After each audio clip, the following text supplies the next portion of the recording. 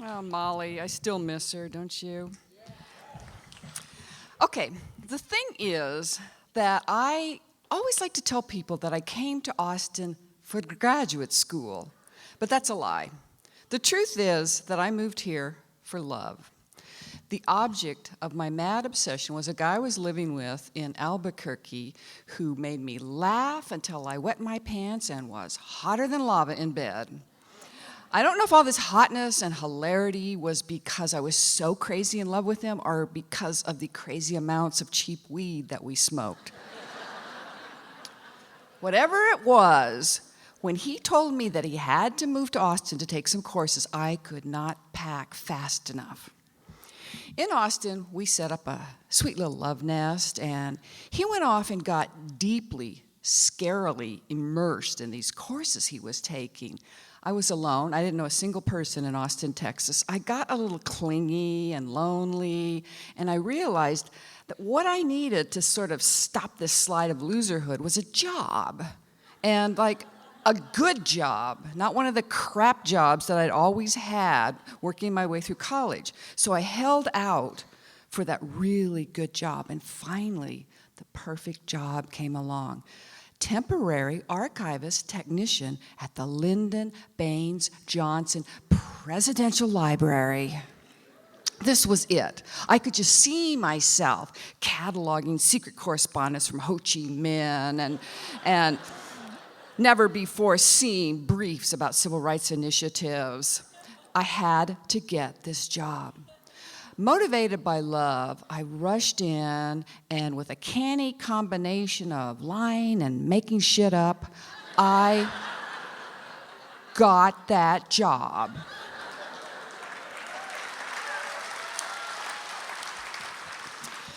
Couldn't wait to race home and impress my beloved. So once again, bask in his admiration when I told him about the super impressive job I had scored. He was not home. This was not unusual because he was hardly home at all anymore. But that night, as the hours rolled by, I had time to reflect, and I started thinking about how much he had changed since we moved to Austin and he started taking these courses. I thought how distracted he came, almost as if he was keeping something from me.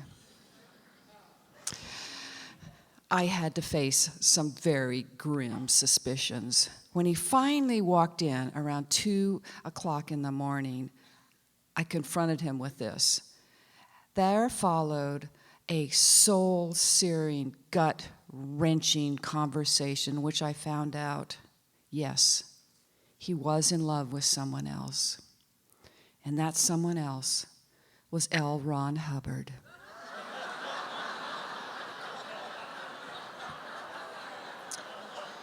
He explained to me that Scientology is a religion dedicated to spiritual enlightenment through the pursuit of self-knowledge. But he was scared that I wouldn't understand, that I wouldn't be able to accept this. I said, not understand? Are you kidding? We're both fall-away Catholics. Of course I understand. I understand the hunger that being raised a Catholic leaves you with for the rest of your life. You hunger for certainty. Of course I understand that. And there followed a period of bliss in which we explored Scientology together. I learned about e-meters and operating thetans, and I even took a beginner's course. It was like a combination between a toddler's birthday party and assertiveness training. We would have staring contest, and the first person to blink lost. The really sad thing was, as much as I wanted to believe, and God, I wanted to believe, the more I learned about Scientology, the less plausible it seemed to me. Until finally I had to conclude that it was a sci-fi pyramid scheme.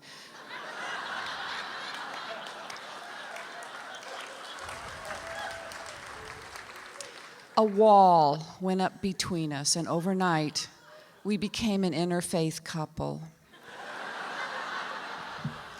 As I felt him drifting away from me, it terrified me.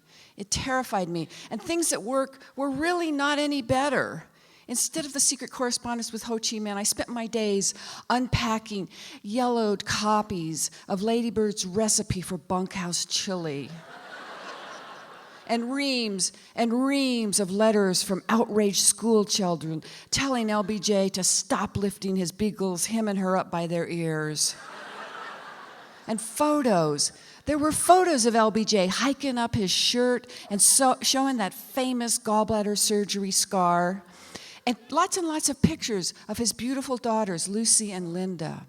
There was one I remember in particular of Linda's fairy tale wedding. And she's standing next to her handsome husband, a Marine captain, and he's cutting their gigantic wedding cake made of fruitcake with his sword. There's another one, another beautiful photo that I remember of Linda on her dream date with George Hamilton. They're dancing together, the magnolia pale Linda and the mahogany brown George Hamilton. But what really riveted me were the makeover photos before the date. In the photos, Linda had had her hairline plucked. She had been spackled in geisha white makeup. She had big bird eyelashes glued on. I wondered, is this what I needed? Did I need a makeover to bring my man back to me? And then I realized, no, it was not a cosmetic makeover that I needed. It was a spiritual makeover. If my darling wanted spiritual enlightenment, I was going to give him some hot, sweet, smoking enlightenment. I speed dated all the isms, Buddhism, Taoism. I read the Tibetan Book of the Dead. I dabbled in transcendental meditation. I got in touch with the guru and brought the three things he required of me. 3 white folded handkerchiefs, 5 marigolds, a check for $35. And he gave me my super secret mantra, never to be revealed to anyone, Ubi. And then he taught me how to meditate. I couldn't wait to get home. And then when my darling arrived, I very ostentatiously plunked myself down on the floor and began to meditate. Being the grade-grubbing overachiever that I was certain that I would zoom to the head of the Enlightenment class and I would be levitating in front of him. He would be so dazzled, he would fall down on his knees and our love would be reborn. When I opened my eyes, he was on the couch sleeping with his back turned to me. I almost gave up, except for one thing, Edgar Cayce. I loved Edgar Cayce, the sleeping prophet of Kentucky. I read Edgar at lunch as I ate my invariable pimento cheese sandwich, and the one thing I loved about Texas at that point, the Diet Dr. Pepper. I was reading as I started on my vanilla wafers about soulmates. He wrote about loves so true, so meant to be, that they transcended lifetimes, and the soulmates would find each other again and again through many lives. This was me. He was talking about me and my soulmate.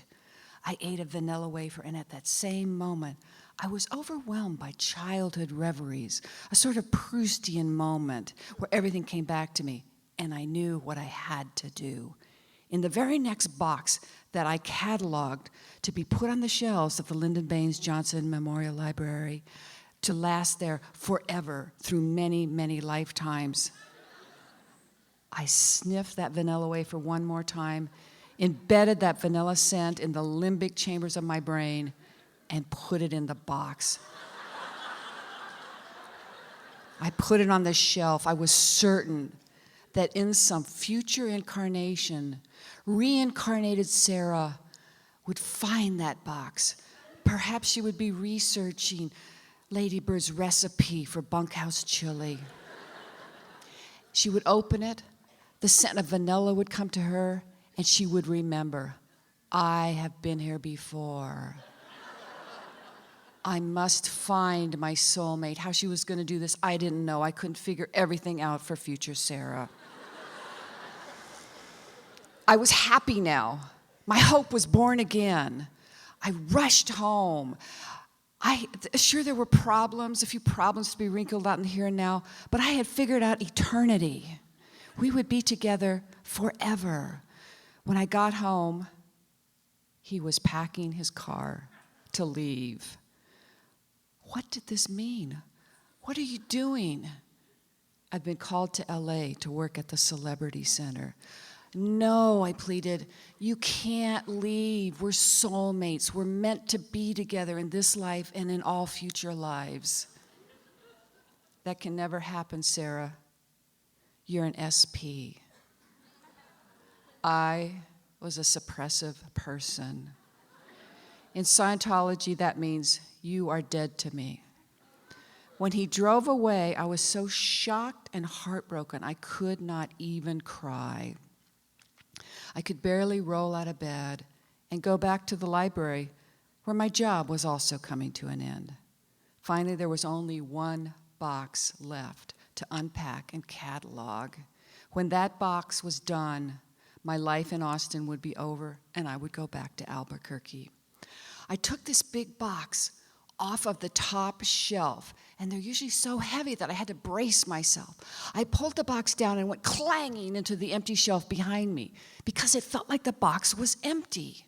I rushed over to my work area, and underneath the bare bulb, I opened up the big brown box. And inside the big brown box were dozens and dozens of little white heart-shaped boxes covered in satin with red curlicue writing on them. Oh, is this a cruel joke the universe is playing on heartbroken me? I picked up one of the boxes and opened it. Inside the little white heart-shaped box was a tiny packet wrapped in red foil. I opened it up, and inside was what looked like a piece of jerky. As I stared at it, I realized what it was. This was Linda Bird's fruitcake wedding cake. The instant I realized what it was, I popped it in my mouth. I did. I popped it in my mouth and bit down. This little piece of fruitcake jerky had been sitting on the tin foil for so long that it was exactly like biting into a piece of tin foil. And I got a giant shock in my back molars. And in that literally electric moment, I started to sob because I knew it was over. If this fruitcake, the only actually eternal baked good there is, had turned into this tasteless metallic nothing in 10 years, what chance did my vanilla wafers have?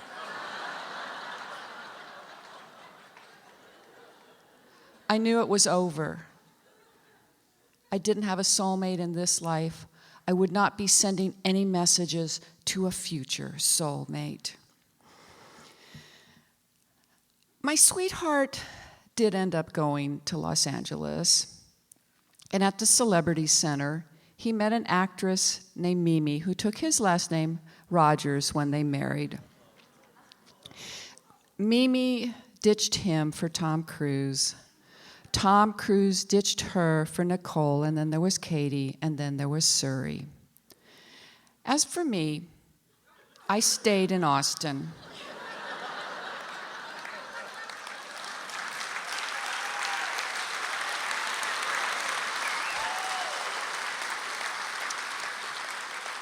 I stayed in Austin. I went to graduate school. I became a writer. And just last week, my super cute husband and I celebrated the 34th anniversary of our first date.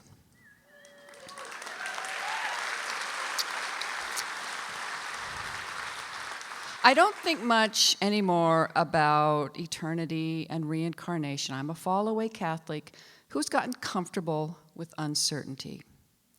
But the one thing I am certain of, I'm certain that my life, my real life, the life in Austin that I was meant to have, began on the day that I found Linda Bird's wedding cake in the LBJ library.